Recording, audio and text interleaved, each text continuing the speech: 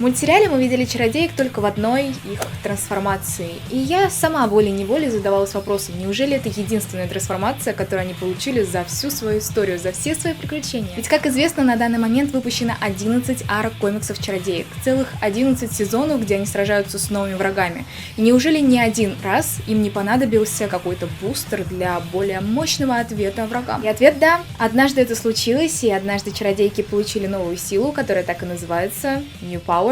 И именно об этом я расскажу вам в этом видео. Всем привет, меня зовут Оля, но ты можешь называть меня Уна Пата, что означает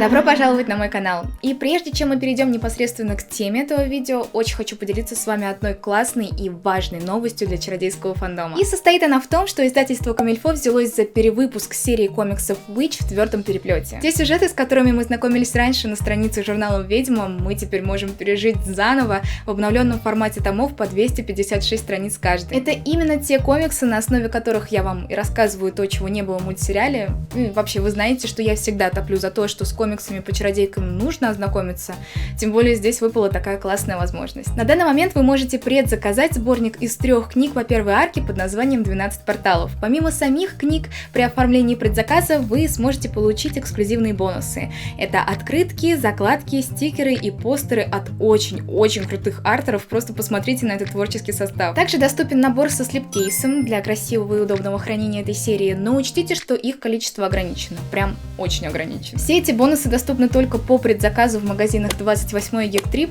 и ссылки на оформление заказов оставила в описании, конечно же. Я сама намерена тоже обзавестись серией этих книг, вот мне очень нравится набор со слипкейсом. Надеюсь, что и вы ко мне присоединитесь, так что желаю вам приятных покупок и переходим к теме. Путь к новым силам начинается в 7-й арке, так скажем, в 7-м сезоне комиксов, а точнее в 75-м выпуске. Разумеется, начинается все с того, что у чародеек появляется новый враг. На этот раз это девушка, которая своим образом напоминает дерево, которое произрастает где-то там под Хиттерфилдом. Ее называют по-разному. То это темная мать, то мать тьмы, где-то я видела темная материя, если честно, мне это больше всего нравится. Она отправляет маленькое семечко в Кандракар, из которого произрастает огромное красивое дерево, которое моментально становится центром притяжения всего Кандракара. Всем жителям Кандракара безумно нравится их новое дерево, но единственной, которая насторожила эта ситуация, оказалась Ян Лин. Через время Оракул ощущает приближение опасности, хотя не совсем осознавая, в чем сама причина. Психуя закрывает полностью Кандракар от внешнего мира, тем самым усугубляя их ситуацию. Они лишаются связи с чародейками и остаются, по сути, в закрытом помещении вместе со своим врагом. Перед самим закрытием Кандракара Оракул отпускает чистые силы стихий, которыми обладают девчонки, и теперь чародейки владеют своими элементами в полном объеме. В ту ночь каждой чародейке домой забирается волшебный вор, который забирает у них волшебные силы, в том числе кристалл, сердце Кандракара, и на следующее утро они ощущают, что они стали самыми обычными. Никакого сигнала с Кандракаром нет, волшебных сил нет, и, по-моему, никто, кроме Ирмы и Хайлин, на самом деле не переживает из-за случившегося. Это даже как-то странно. Несмотря на неприятную ситуацию, они продолжают заниматься своими обычными земными делами, как вдруг они встречают Мэтта, который совсем недавно куда-то таинственно пропал. Оказалось, Мэтт и был тем самым волшебным вором, который по указанию Оракула ночью забрался к девочкам и забрал их старые волшебные силы, чтобы к ним пришли новые волшебные силы в их чистом виде, и чтобы они получили новую трансформацию. Таким образом, Мэтт стал их тренером, наставником, и именно он поведал, что для достижения полного контроля над их новыми волшебными способностями девочкам необходимо найти корень их сил. И так начались их новые приключения, которые в результате привели к финальной битве с главным антагонистом 7-й арки. Корнелия осознала корни своих волшебных сил через сон, где она увидела маленькую девочку, которая заблудилась в лесу. В результате она поняла, что это был не сон. Оказалось, что эта маленькая девочка и была сама Корнелия.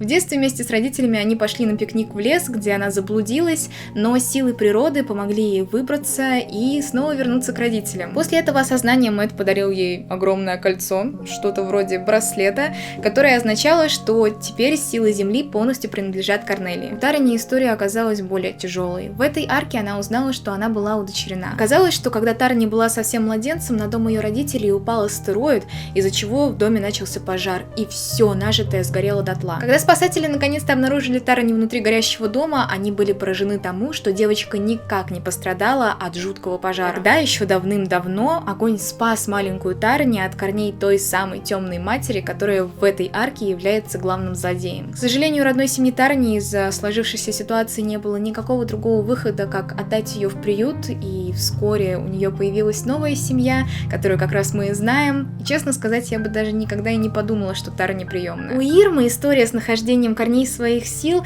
довольно из ряда вон выходящая, потому что она не напрямую связана с силой ее воды. Сложилось так, что Ирма потеряла то кольцо, которое ей подарил ее парень Стефан, но во время своей миссии девочки забрели в шахту, где нашли место со всеми когда-либо потерянными кольцами. Разумеется, одно из тех колец было кольцо Ирмы, которое ей подарил Стефан, и в результате она встала перед сложным выбором – ее силой или любовь. И несмотря на то, насколько она хотела бы обладать абсолютной силой воды, Ирма сделала выбор в сторону любви, и это был верный выбор. Согласитесь, какой-то странноватый сюжет на фоне остальных, хотя, честно скажу, во время прочтения он меня не сильно смутил и в целом кажется каким-то более-менее логичным. В это время у Хайлин в жизни происходят довольно серьезные и важные изменения. Они с родителями переезжают, причем переезжают за город в свой собственный дом. Этот переезд давался довольно тяжело, все-таки смена локации, предыдущее место жительства связано со многими воспоминаниями, и, конечно же, с ее бабушкой, которая на данный момент уже не с ней, да и новый дом какой-то странный. Новая миссия чародеек заключалась в спасении города от катастрофы. На Хиттерфилд надвигалось сразу 2 тайфуна,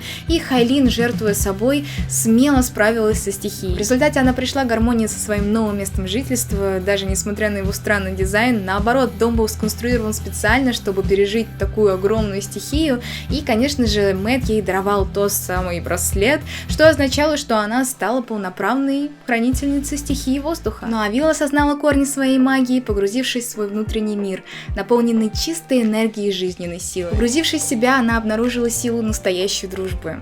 Я с этого комикса просто кайфанула. Было очень много классных, таких сильных моментов именно в плане взаимодействия между чародейками.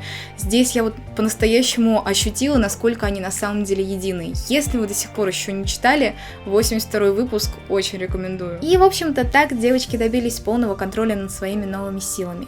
Как вы видите, костюмы немного, но изменились, и я предлагаю посмотреть на каждую в отдельности.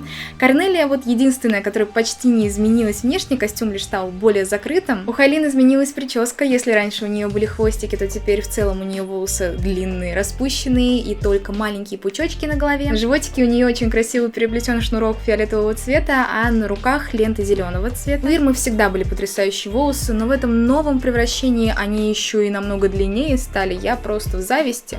Еще у нее появились спортивные такие перчатки графитового цвета. У Тарани ее такая паукообразная прическа дополнилась длинными дредами, и еще она единственная, у кого виден животик. У остальных у всех все очень закрыто. У Вил топ и юбка превратились в единый сьют, и теперь вместо юбки у нее там типа шортики.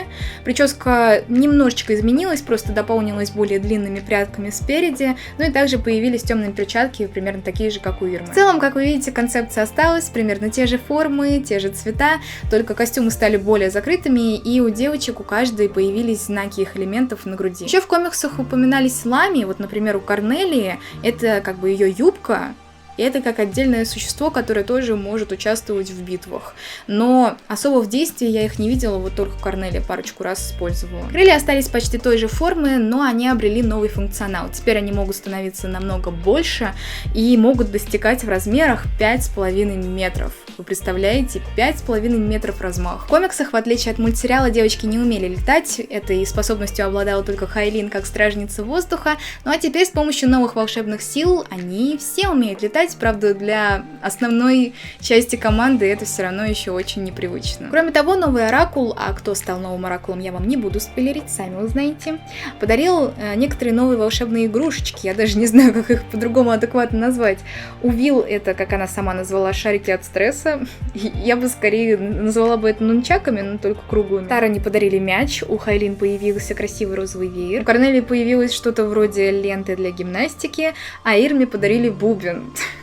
Вот такой необычный набор получился. В целом, мне кажется, эта концепция новой силы довольно интересная и в какой-то степени ожидаемой. Действительно, рано или поздно девочки должны были каким-то образом развить свои силы и получить как бы новую трансформацию, примерно так же, как это делали в Винкс. Кстати говоря о Винкс, многие сравнивают эту 7-ю арку с Винкс, говоря о том, что сюжет немножечко просел как раз до уровня Винкс. И знаете, я думаю, это неспроста. Во время прочтения этой арки я заметила за собой, что иногда вот проскальзывали какие-то вайбы Винкс.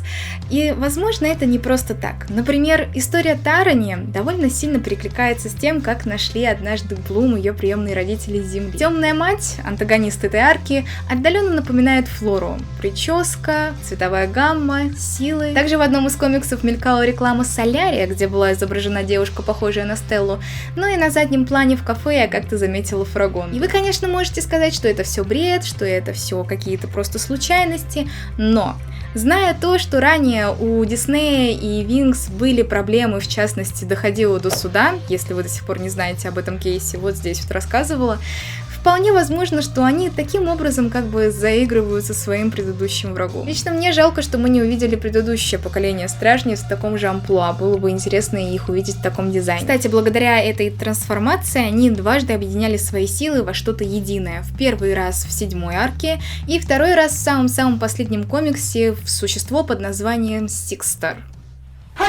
Ну что же, жду вас в комментариях. Рассказывайте, как вам новая сила, как вам обновленные дизайны костюмов, как вам те возможности, которые открылись перед чародейками с этим новым превращением. И в целом, как вам 7-я арка. Будем обсуждать в комментариях вместе. Надеюсь, вам понравилось это видео и вы зацените его, поставив лайк или дизлайк. Подпишитесь на канал и загляните в другие видео на моем канале, тоже по чародейкам, например, вот это, где я рассказываю о возможном будущем чародеек, или вот в это, где я рассказывала о сложных взаимоотношениях Корнелии и Калеба.